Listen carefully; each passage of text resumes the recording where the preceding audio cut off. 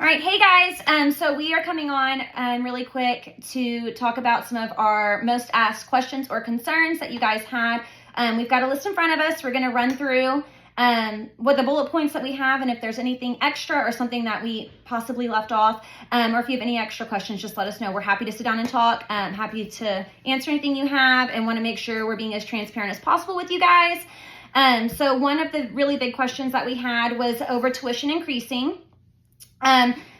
Short answer on that one is we kind of missed the mark just a hair when we were doing our research. We still fell into the little zone that we needed to, but we went on the lower end of the zone. Unfortunately, as the year has gone on, just with all of the things that come along with having our own business, we did need to raise it just a hair. It's not a change that we're anticipating happening every single year. So I know that was one of the concerns was, well, is it going to continue to raise year after year? We don't anticipate that.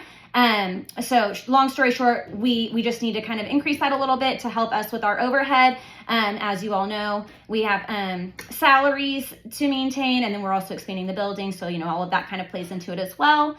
And we will be hiring an additional teacher, most likely also additional support staff. It's super important for us to keep our ratios low. That's like a huge part of our mission and our goal here at Goliad Learning House. We want to keep our ratios very low, keep them within the 1 to 10, 1 to 12, and that just comes with hiring additional support and additional staff. So we needed to increase that just a little bit. Also, another question was, okay, so for the middle school and high school, if we're paying Acellus the $79 for their program, what does a $600 cover? So we sat down with one set of parents, and I will just go ahead and explain it the same way.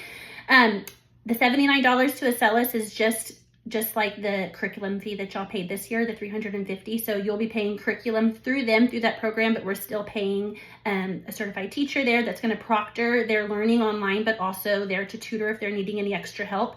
And then we'll also have most likely also a support staff over there as well with the teacher. So that's where that covers. The $600 still covers the rent in the building. It covers the staff, the support staff, all the things that we have to buy just like on this side of the building. Perfect. Another question that came up was, how do we know where our student stands throughout the school year? So we are getting ready to meet with a representative to get some norm-based assessments going to kind of give y'all an idea of exactly where they are. It's important to us to not have like a standardized test, but norm-based kind of lets you know where they're performing with other peers across the nation. And we'll do that this year. It'll be like a winter and then a late spring or early summer test, so we'll have that growth there. But next year it would look most likely like a beginning, middle, and end of year situation. 3 times a month. We also have our badge wall. We did have a question about our badge wall. All of our kiddos' names are on the wall. We have badges printed and ready, and many of the students have already earned some of those badges. We just need to put them up on the wall. But for you guys to kind of see how what that progress looks like, we're thinking about having a checklist or like a little kind of like a progress report that would go home maybe every 6 weeks and have those skills that that we're wanting to see them master during this school year for both math and reading. And then have like a little part like to mark off like they've been introduced to this skill, they're working on this skill currently, they need extra practice on this skill, and then a place to kind of check off once they've mastered that skill. So I think that would kind of help just with you guys seeing the progress on y'all's end. And then, sorry, kind of jumping around on our list. Then we are planning to have parent conferences in March after we get that norm-based assessment completed. Hopefully, we'll be able to schedule those in March. I know that's fair, but it'll be optional. We'll be able to kind of work with your schedules. Just March is like a rough estimate. Early March, late March, some point in March. And then next year, even maybe looking at like a two times a year type of thing. We have just kind of touching base on for middle school and high school. We will be using the Acellus program. It is an online, I guess it's considered like a homeschool program.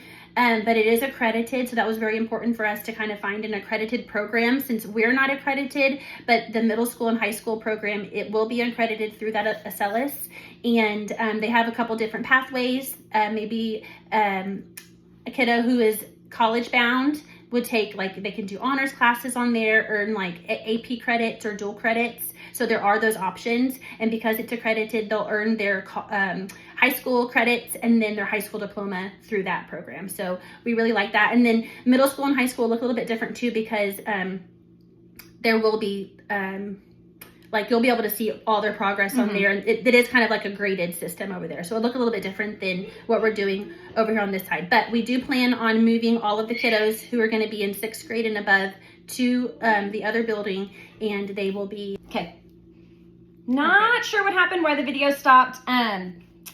Thinking it got most of the Acellus in there, but if you have any additional questions or if it stopped mid-sentence, just let us know. Again, happy to sit down and talk with anybody who needs a little clarification. Another thing that we saw was technology. Our computers are officially in. They are in. And we are excited to get them set up so that we can start utilizing our technology. Not super heavy, but just enough for exposure. We also will be using reading eggs and math seeds. I always get those confused, sorry. For the little ones for sure, to kind of give them some online progress monitoring as well. And just additional practice online on their own time. Okay, another checkbox that was frequently chosen was parent engagement. Bear with us, we're working through. There's a few things we have in the works, nothing that's set in stone, nothing with official dates, just these are the ideas that we have coming up. We would love to do some type of science fair exhibition night where the kids are able to have a project, speak on their project, present their things. We're also looking into possibly doing a career day. We've had a few community members reach out and say they would be interested in assisting with parents. that. Yeah, and parents, of course. So if that's something that you're interested in, definitely let us know. We can get you guys set up with that. And then we're thinking of, as more engagement, inviting the moms in May, and then the dads in sometime in June, just to come in, and we'll have like a little project or something that the kiddos can kind of show you. Think of like an open house, but just for the moms and just for the dads. So we're thinking of that just to get you guys in here. We have some other ideas working on for next spring, just more engagement. I know you guys like to be here, and we want you here too.